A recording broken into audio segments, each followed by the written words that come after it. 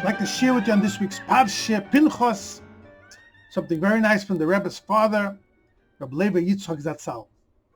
This week's Parshas we have all the mitzvahs of the karbonos, the offerings, the sacrifices for the Yom Tovim, all the holidays, and it describes each holiday, its specific amount of sacrifices. We know when it comes to Sukkos and Shmini Atzeres, it's very unique. If you count the Purim, how many bulls there were, for the first 7 days of Sukkos, there were 70 bulls. And then on Shmini Atzeres was only par echad. Rashi explains, bring down from Medrash, that the 70 bulls correspond to the nations of the world. 70 nations. Shivam Umos.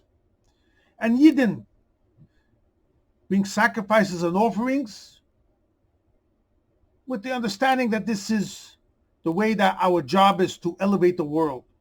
And then there's the Shmini Atzeres, the Par Echad, the one which shows on the special unity of the Eibush and the Yid. We all know this Medrash. Now here comes the question Rabbi Levi Yitzchok asks, and many Mefarshim ask this question. If you look how Hashem divided the bulls on the 7 days, if it's 70, he could have made 10 each day. No, the first day was 13, and then it decreases to 12, 11, 10, 9, 8, and 7, from 13 to 7. You add the numbers up together, 13, 12, 11, 10, 9, 8, 7, you get 270. So ask Mefarshim, everything in Torah is exact. Why did the Eibush start the first day with 13 and he finished with the number 7? What's the uniqueness of 13 and 7? Everything is exact in Torah. Nothing is a coincidence. Everything has a reason.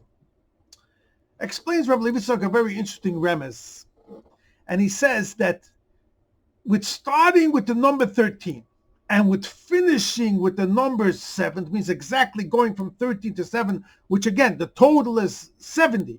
But we are emphasizing the first starts with 13, and the last day, the 7th day of Sukkot, we do 7.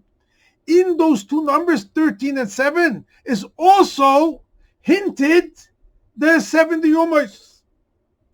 So we're going to have over here a hint of the 70 Yomos in many, many ways, both in the total amount of bulls, 70, and also how the first day is 13 and the 7th day is 7. Explains Rabbi Levi, it's a very interesting remez. The number 70, as we know, adds up to the letter Ayin. Now, the letter Ayin, of course, 70, 70, but it's known in the numerical way of learning that sometimes is what's called mispor katan, which means we take the digits together, we add it up. In our case, we have 70. 7 and 0, 7. So that's why is the first thing explained to Rabbi Yitzchok. This last day Hashem wanted to dafke make a number 7, also to symbolize the mispor katan, the essential number of the 70 bulls. Now here you'll see how it also fits with the first day 13.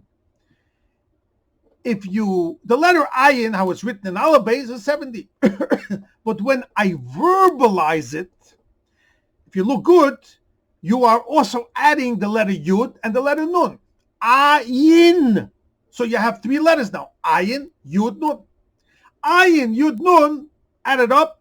Ayin is, the letter Ayin itself is 70. Yud is 10. Nun is 50.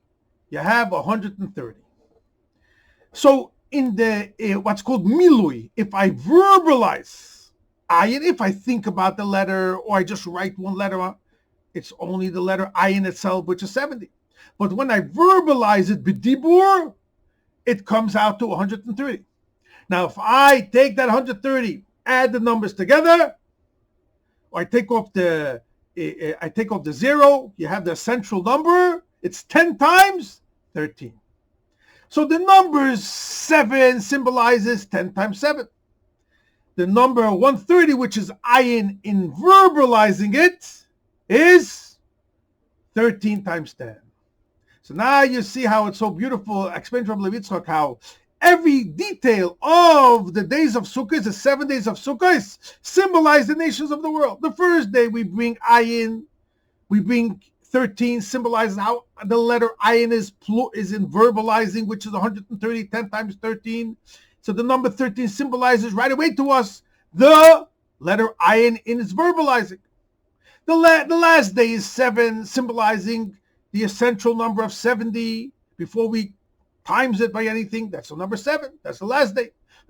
And then the ayin itself, the letter ayin itself, I think about it, picture it as number 70, that symbolizes to the 70 nations. So in every detail over here, explains Rabbi Yitzchok, I have a hint of the Shiva Mumis.